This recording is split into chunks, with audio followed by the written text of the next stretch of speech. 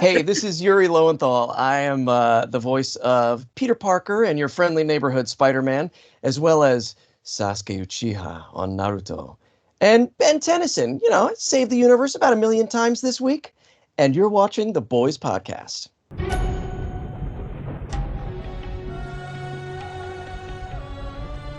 Most people think time is like a river that flows swift and sure in one direction.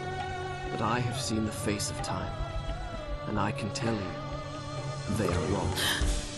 Time is an ocean in a storm. My view of being Hokage stands as my response. So I first needed to know why. What is this land and village? A framework that was supposed to lead to peace. He was a shinobi who took on all hatred. I didn't really think that was going to work. Why not? You're a smart guy. You don't give yourself enough credit for that. I don't know. I think you're kind of a dope. Yeah? Well, this dope's going to see sumo slammers. Just down in some rocket fuel. How are you drinking? Very, very carefully. Okay, go time. This is a big operation. It's gotta be. Hundreds of felons escaped from the raft last year. Hello, everyone, and welcome back to another episode of the Boys Podcast. Today, I'm joined by an awesome and amazingly talented voice actor. You may have seen him in some things like some of my favorite things: Sasuke in Naruto, young teen Ben Tennyson in Ben 10, and Spider-Man from the Spider-Man video games, Mr. Yuri Lowenthal. Welcome, Yuri. Thank you so much, Joe. Thanks for having me on your show today, and thank you for displaying some of my works behind you. Yeah, you're welcome.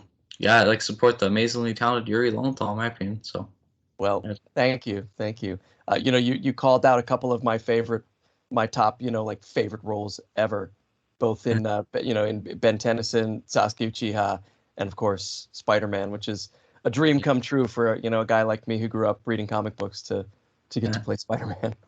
That's cool. Yeah, Spider-Man is like my favorite superhero, so I love Spider-Man. Awesome. So now that things are opening up, what have you been up to? Oh, because I have here are the things I miss the most. I miss movie theaters because I loved going to watch movies. I'm a big movie buff, and so I miss going to see movies in the theater. And restaurants. I just love eating. Luckily, I love cooking too, so that has been good. But because we have a 5-year-old son, my wife and I, it has not really been opening up for us just yet because he can't get vaccinated. So we've been still kind of playing it safe until he can get the vaccine. But there has been good news on the horizon for that. So fingers crossed that that day will come soon. So no quite opening up yet. I've had some backyard sits with friends where you just sort of sit in the backyard, drink coffee, and catch up.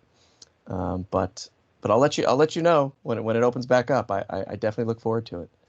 That's cool. Do you have since you're a movie buff, is there sorry to ask a follow-up question. Do you have a favorite movie? I have a lot of favorite movies. That's like trying to choose, your favorite child. Oh man, no, I've been loving and watching movies for so long that I don't have a favorite movie. On any given day, it is either The Big Sleep or Brazil or Reservoir Dogs or Raising Arizona or Miller's Crossing. Depending on the day, it doesn't matter. But you will notice a through line, I think, in the types of movies I like. I love genre movies above all. So sci-fi and fantasy and horror usually end up being my favorite things to watch. I like that because I don't know if I've actually interviewed some I don't know if do you remember the 80s film The Goonies? Oh, yeah, absolutely. I just watched it with my 5-year-old son very recently because the director, Richard Donner, died recently. And we thought, you know what, we were going to wait maybe an extra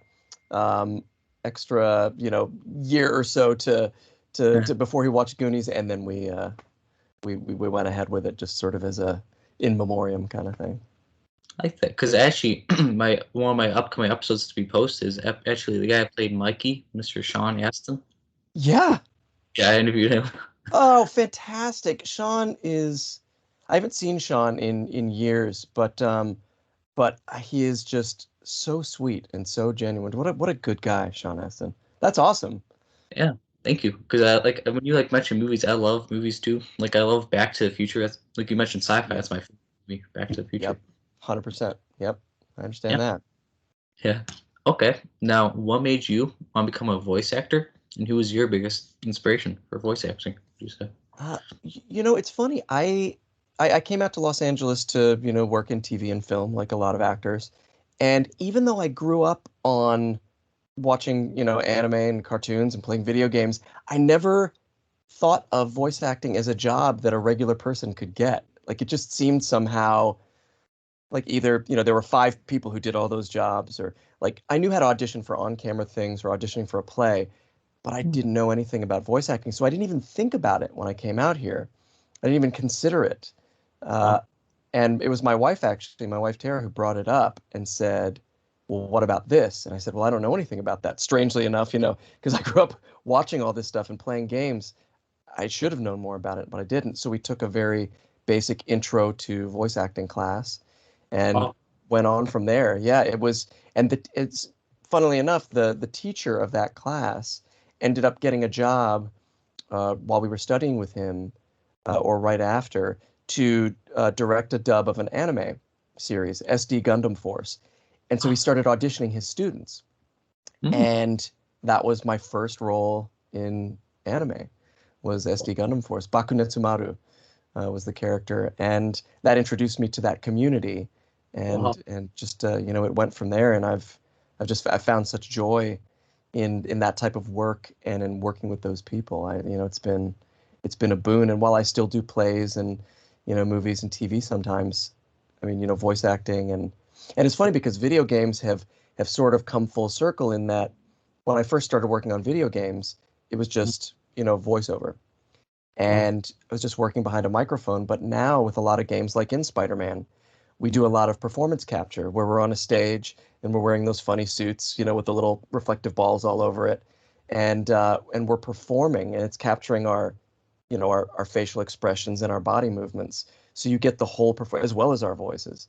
So you get the Wow. whole performance, but it's like performing a play because there are other actors there with me on the stage, and it's really exciting to sort of come full circle to that type of acting again. But Wow. that's sort of how it started anyway. The start of the legendary career of Mr. Oh, Yuri. thank you, Joe, for saying that. Yeah, no problem. Okay, now what was your favorite voice acting role, would you say? And can you please do the voice, if you don't mind? Oh, yes. Again, like the question before about movies, Uh, it would be hard to choose one, okay. but there are some, among the very top. I mean, obviously, our friend, my name is Sasuke Uchiha, and I hate a lot of things, and I don't particularly like anything. I mean, it's hard to dislike a character that you've played for almost 15 years. It's rare that you get to play a character even a year, but to play a character for 15 years is truly a gift, and he's taken me on quite a voyage. So I'd have to include him among the top. And then of course Spider-Man, which basically the Spider-Man voice is my voice right now. So it's me, your friendly neighborhood Spider-Man, and Peter Parker, and apparently also Yuri Lowenthal. So that guy, like I said, just being a comic book nerd from way back to get to play Spider-Man was Ben Tennyson, another guy who's standing up there behind you. My name's Ben Tennyson. I've saved the universe like about a million times this week. I love that guy too because of the family that we created when we were doing the show. It was just such a great group of people. And even that show went on, I don't know, at least 5 years, I think, which again, very impressive length of time to be playing any one character. 5 to 7 years, maybe. I don't know. So those guys, and then for my video game career, like right at the very beginning, I played a character called, his name was the Prince, and he was the prince in the Prince of Persia series, and he still has one of my favorite like opening lines of dialogue for anything I've ever done, and he's still very close to my heart. If I can recall correctly, the game opens with Some people say time is like a river that flows swift and sure in one direction, but I have seen the face of time, and I can tell you, they are wrong. Time is an ocean in a storm. And I love the prince as well. I don't know. I could go on forever because all of a sudden I think of other characters that I love, and I started. But we'll stick with those sort of among the top. Wow, that's so cool! Like how you could change like from different voices. I'm sorry, but that's like a real awesomely talent. You know, that's really cool. Thank you. The dirty little secret of me as an actor though, and as a voice actor, is that most of my characters sound about like voice wise. I would argue, sound about the same. Like I don't change my voice wildly. There are a lot of actors who do that, who are very good at that, and I envy that in them. But most of the work that I do lands right about in here. Maybe a little older, maybe a little younger, or maybe throw an accent on there, but yeah, it's right about here. But because the writing is different, and because the character is different, or what the character looks like is different, we buy into that even though it's the same guy, it's a completely different character. That's really cool though. Like how you could do that. I'm sorry, but that's really awesome. Yuri. Thank you. I appreciate it. Yeah. Okay. Now, if you could pick any role in any movie or TV show, is there a role you want to do that you haven't done yet, but you could choose? There are many, like we've been talking about, I'm a huge pop culture nerd. And it's hard to want to play a role that I really love because I love how it was done the first time and I love whoever played it the first time and that's why I love it. So it'd be hard for me to say, oh, but somebody else should play it. But I've always wanted to be the Doctor on Doctor Who, Okay. and I've always wanted to be Batman. But my voice lends itself more to Robin than Batman, or maybe Nightwing if I'm stretching it. But or the Joker. Well, those two characters are just so iconic and so wonderful. I also love sort of the Marvel universe version of Batman as a character called Moon Knight. And Moon Knight is getting his own show soon, which we'll get to see hopefully. And I'm looking forward to that because I've been a fan of Moon Knight for a long time. I'd love to play Moon Knight. Uh, oh man, there's so many different people I'd like to work with, and uh, you know, hopefully I've still got a few years left, so maybe I'll get a shot at some of those. Like that. Yeah, because I don't know if I'm also excited for like since you're like you said you're a big movie buff. I'm excited for the new Spider-Man movie. Yes. Oh, that new trailer was ridiculous. Like it could go anywhere at this point. With Yeah. the introduction of the multiverse and the Spider-Verse as it were, it there's almost nowhere that they can't go. They can tell any story they want now, which is kind of great. Yeah, like it's really cool. Like too, like they have like the Sinister Six coming up. Like oh Yes. my God. And bringing back some of Alfred Molina to play Doc Ock, who's the greatest, sorry, second greatest. Bill Salyers in the game was the greatest Doc Ock and continues to be the greatest Doc Ock. But yes, Alfred Molina close second. Yeah, and then that's wow. I'm excited to see that film when it comes out. Me too. Me too. Super excited. Yeah. Okay. Now, over the years of your career, do you still keep in touch with co-stars and directors? Would you say? Yes, I do keep in touch with those people. Not everybody, but I still have. I mean, it's one of the things I love most about this business is with each project that you're on, you create this mini family, and the cool thing about making those connections and spending that time together, having that experience together, is there are people that you sort of pick up along the way. You're like, oh, I really like you. I may not even have really enjoyed this project, but I really like you. And let's stay in touch. And the unfortunate part is we're all so busy that even though sometimes we'll stay in touch, we don't always get to spend a lot of time together and hang out. But yeah, you create the families along the way, and just sort of jumbles up into this one big family. But it's one of the things that I loved even like back when I was in college and I was doing theater, or even in high school when I was doing theater. I love that family, and it's still one of my sort of one of my favorite things about this business to this day. I like that. Okay. Now, who is the coolest person you've worked with? Would you say? Oh, Uh-huh. let's see. Rob Paulson would be mad if I didn't say it was Rob. So Rob Paulson. um, again, get it. You're giving me the tough choices, Joe. This is good. You're a good interviewer. You have the talent, make the tough choices. But some of them are too tough. Again, I get to work with so many talented, amazing, inspirational, awesome people that it is hard to choose. I mean, Andrea Romano as a director, epic. Getting to see, and if I start naming names, then other friends of mine, when they see this interview, they'll be like, "Why didn't you mention me?" Sure. So I'm gonna mostly keep a lid on it, but there's some. I'm trying to think if there's anybody that. Oh man, too many. Too many. Too many to mention. Yeah. Too tough to choose. Too tough to choose. Yeah. Yeah. And then you also gotta mention, your wife. Come on now, Well, yeah, obviously, it goes without saying. That is, every time, and it is fun because we don't always obviously get to work together because we get cast on our own, on different things.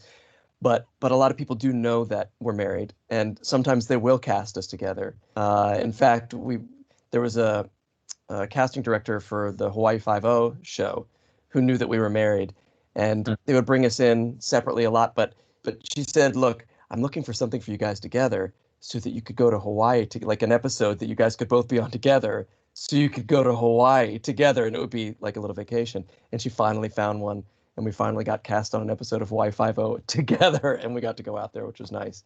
And occasionally in this business too, we'll be on the same game or in the same cartoon. We did an episode of several episodes of DuckTales, where we got to play husband and wife. So it's always a nice treat when that happens. I like that. Okay. Yeah. Now, is there a director that taught you the most, would you say? Is there a director you want to work with that you haven't worked with? Yes. I learn from every director.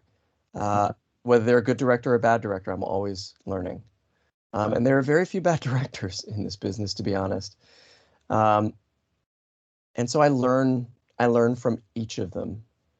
I would say Chris Zimmerman has taught me a lot. You might know her from directing Metal Gear Solid, but she also directed Spider-Man. Andrea Romano, again, Chris Brown, who just directed me in Psychonauts 2, and a bunch of other things. I mean, there's just lovely, wonderful people. And again, if I start naming names, other directors can be like, "Hey, why don't you name me in there?" So we'll leave it at that for now. But yeah, I learn on every job that I do. I think, still. Now, is there a director you want to work with? Yes, thank you for bringing that back. There is a director I'm fascinated with. I've been watching a lot of his TV mostly rather than film. He's done a lot of TV recently. His name is Steve Conrad, and he directed a show called Patriot on Amazon Prime, and then a show called Perpetual Grace Limited. And he's got this new show that's a stop motion animation, like crime show, for AMC Plus called Ultra City Smiths. And I just find him to be absolutely fascinating. And I would love to work with Steve Conrad someday. Well, Steve Conrad, if you're watching this, hire Yuri. Thank you. I'm putting it out into the universe right now. I've been thinking about that recently. I'm like, how do I get in touch with Steve Conrad? It's going to be your show, Joe. I got you. It's going to be. Thank you. Yeah. Okay. Now, if you didn't go into voice acting, what do you think your career would have been? What other interests and hobbies do you have besides voice acting? Oh, thank you. Your questions are good, Joe. Your questions are good. I think I was on track to go into international relations before I became an actor. It's what my dad did, and I was already, I had studied, I spoke several languages, and I had grown up in a lot of different countries, and I had already worked 2 years in Japan for the Japanese government before deciding that I really wanted to take a shot at acting. So I probably would have stayed in that line, maybe even kept working in Japan. And so that's probably where I would have gone. But I think I mentioned earlier, I also love cooking. And while I don't think, having read Kitchen Confidential, I don't know that I could have hacked like the restaurant life, the lifestyle of what it would be to be a cook. I do love cooking, and I do sometimes fantasize about opening, some sleepy town cafe where I just like bake all day, and drink coffee and sit around and I love cooking and experimenting and it's a big stress killer for me to get into the kitchen if I have time. Sometimes I'm just too busy to do it, and it becomes a stress to feed my family. But most of the time, getting in the kitchen uh, just helps kill the stress for me. So I don't know. Maybe I might have been a chef. I don't know. Yeah, Chef Yuri. Right? Exactly. You'd come to Okay. that restaurant. You'd come to my restaurant, right, Joe? Yeah, I've come there. Yeah. What kind of food you making, Yuri? What kind of food are you eating? It'd be all over the map. Okay. It'd be stuff from all over the world. Okay. I'm down. Yeah. I'll Okay. try it. Excellent. I'm Excellent. not a picky eater, so I'll try Excellent. Excellent. You'll be my guinea pig. it. Okay. What is your favorite band or artist and type of music? Oh, wow. Oh, Joe, you're good. Uh, Um, I I'm a very eclectic music listener. I love music. okay. And so it just depends on mood. Mm, Um, I I would say right near the and a lot of the bands that I might bring up you might not have heard of, but you can always do a deep dive later. 30 was a band from Portland. There's another band that came out since then called 30 and it's not them. But in the like the 90s, that I don't know exactly it's like post grunge. They've called it power trio or emo core. I mean, it's they came up with a bunch of different uh, sort of terms for this type of music. But 30 was a band I loved. I loved a band called Soul Coughing that now sort of exists in its lead singer's um solo work. His name is Mike Doty, and I love Mike. I love music from the 1920s to the 1940s, like big band music and that type of jazz from that time. I listened to a an internet radio station called Radio Dismuke, and I think it's early 1900s.org, and it's just constantly streaming like old-timey music, and that also helps bring my stress down. I always put that on just to chill out, and I love it. I used to I was part of that swing dancing renaissance in the 90s, in the late 90s. So I was like taking swing classes and going to like swing clubs, and so I love old time jazz. I love trying to think of other bands that I've been listening to a lot recently. Um, I don't know, like I could go on if off on music for a long time too. mm. So we'll stick to those bands that I've mentioned. But thank you for that's not a question I get asked often, and I'm glad. I've been listening to a lot of Childish Gambino lately, Okay. uh, and I think he's a genius. But yeah, I'm all over the place, all over the place. Yeah, because like my parents, they actually raised me on the 80s music. Yeah, I love 80 because I grew up in the 80s, and I have I may actually like that music more now than I did then, just because there's a nostalgia to it. But you can I'll thank your parents then for raising you on 80s music because at the time we didn't feel like it was full of good music, and now I feel like it was chock full of good music. Like that, because like my favorite band would be like Queen. Like we are Wow. champ. Oh yeah, top of the list. Yeah. Yeah, yeah. Oh, the best, the best. Oh, good. Your parents are doing it right. That makes me happy. Yeah. Okay. Now, favorite sports and teams. Do you like favorite sports and teams? I love sports, but I love more to play sports than to watch sports. I'm not a big sports fan, so I Okay. don't really have a team that I follow.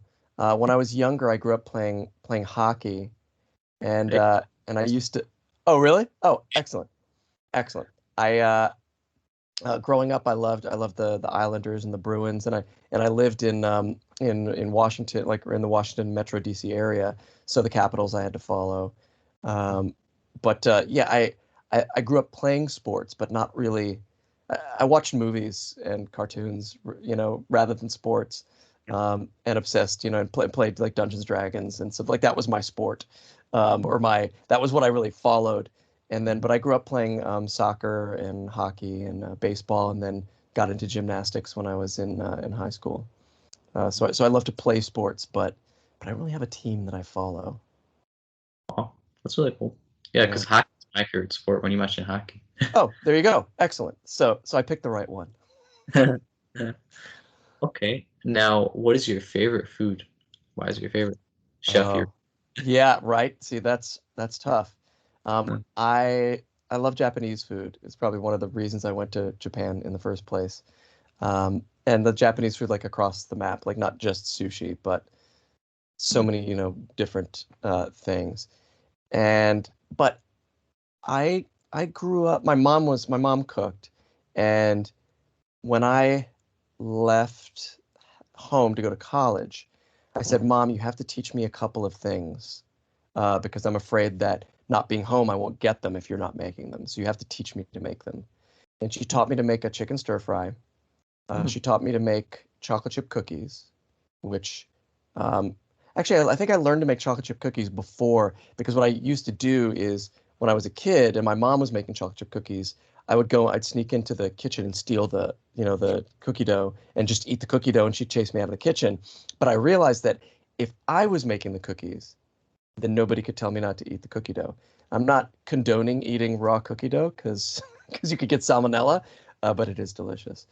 And the one of the things though is that I grew up with, and it's funny because it rhymes with my name, is curry. And my mom used to make this special like curry that she had sort of just developed on her own that was part like Southeast Asian and part West African, because we lived in West Africa. And so it was like a coconut based curry, but it also had like tomatoes in it. So it was a coconut tomato based curry. And so she would make this curry sauce, and then the highlight of the meal was, well, all the toppings. Like you'd have like chopped peanuts and hard boiled eggs and pineapple and raisins and chopped cilantro, and you could, in these little bowls around it, you just sort of load up your curry and rice with that on top of it.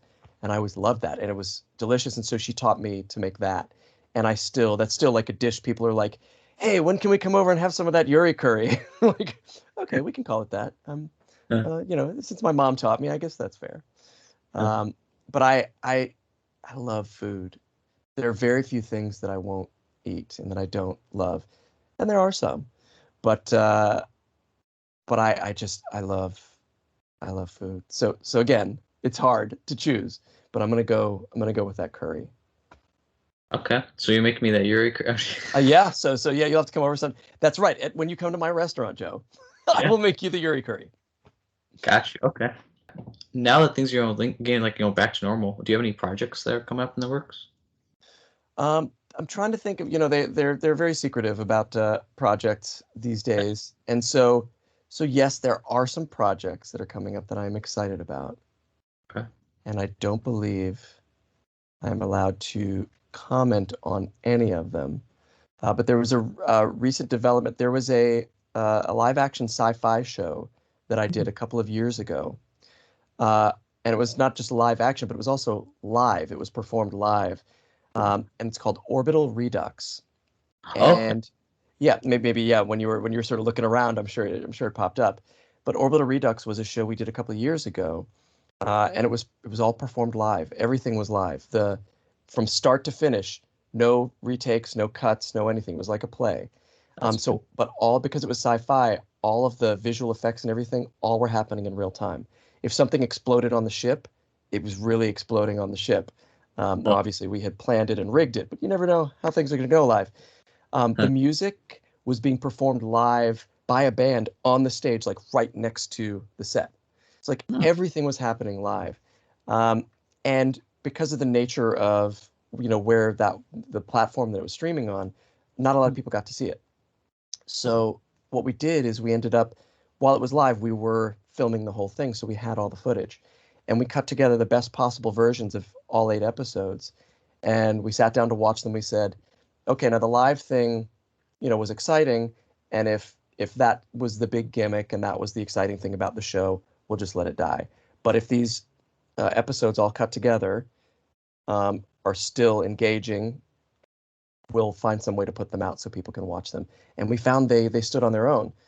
So we landed at Dust, which is not a lot of people have heard about that necessarily. It's a sci-fi aggregator service. Like it's a, it's sort of like a streaming service, but just for sci-fi. But you don't have to pay a monthly fee.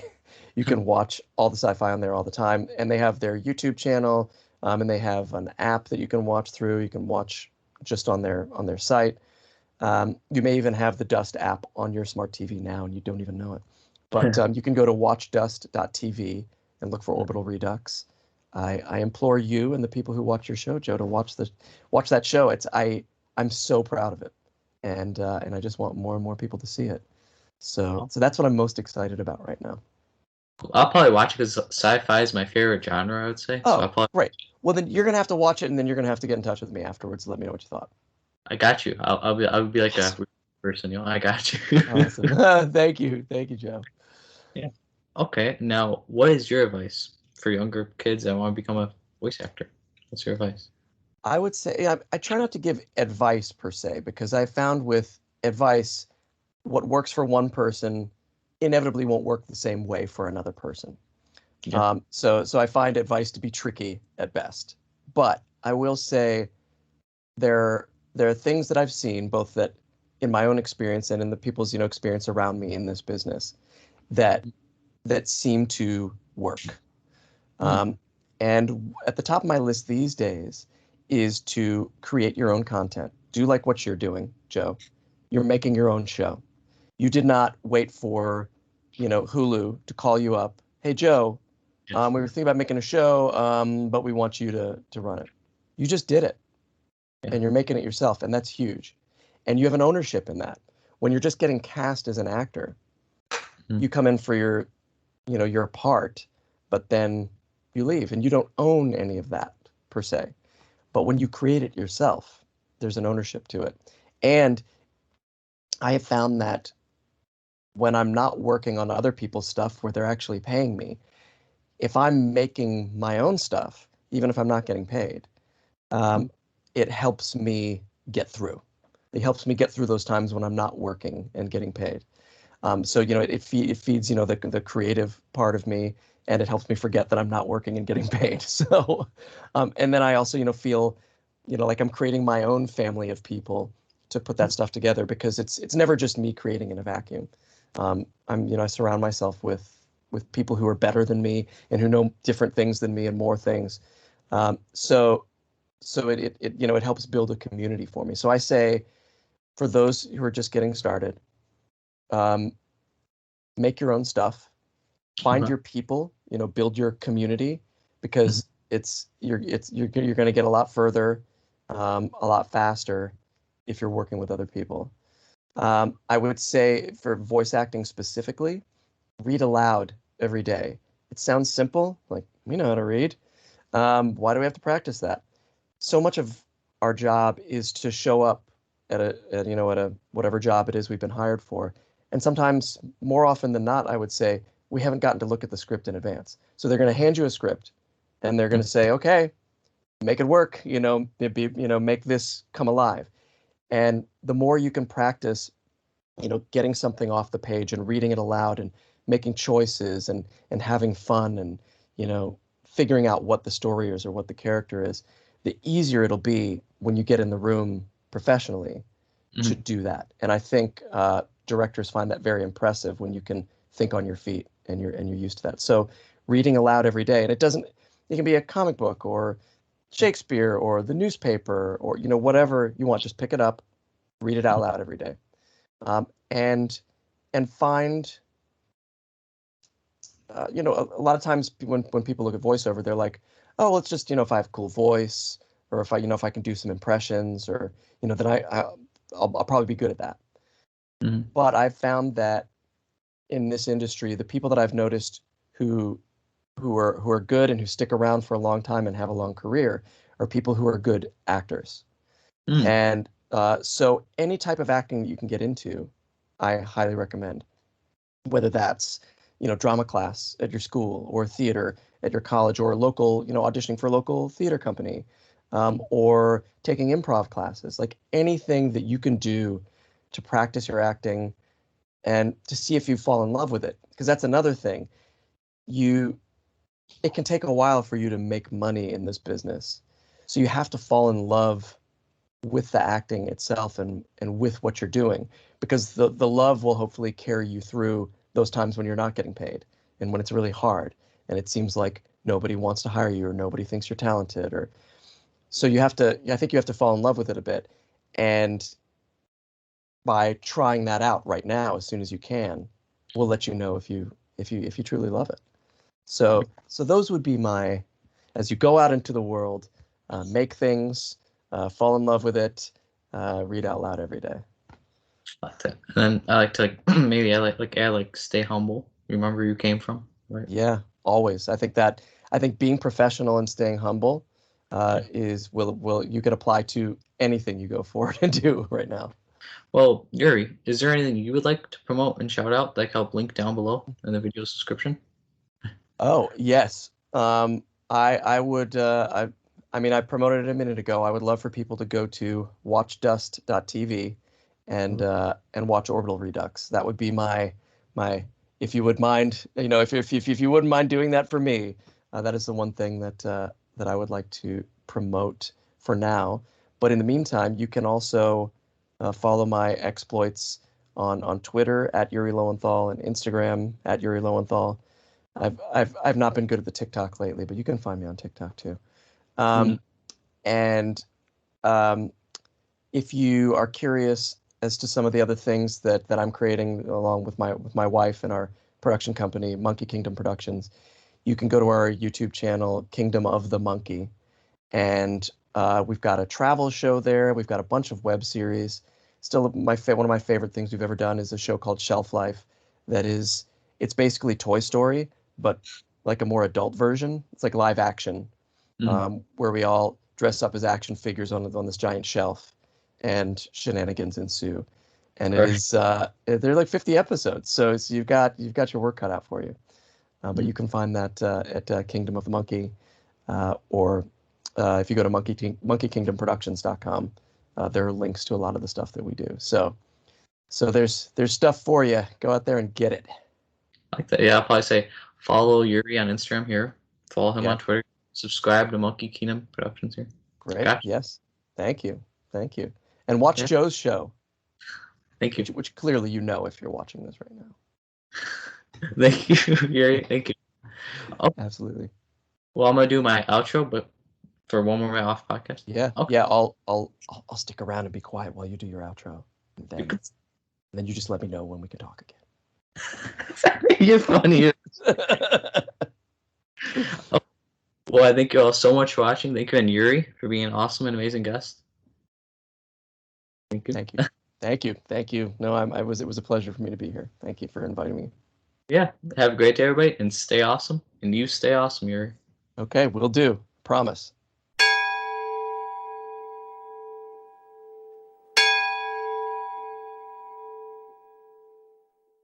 Final countdown.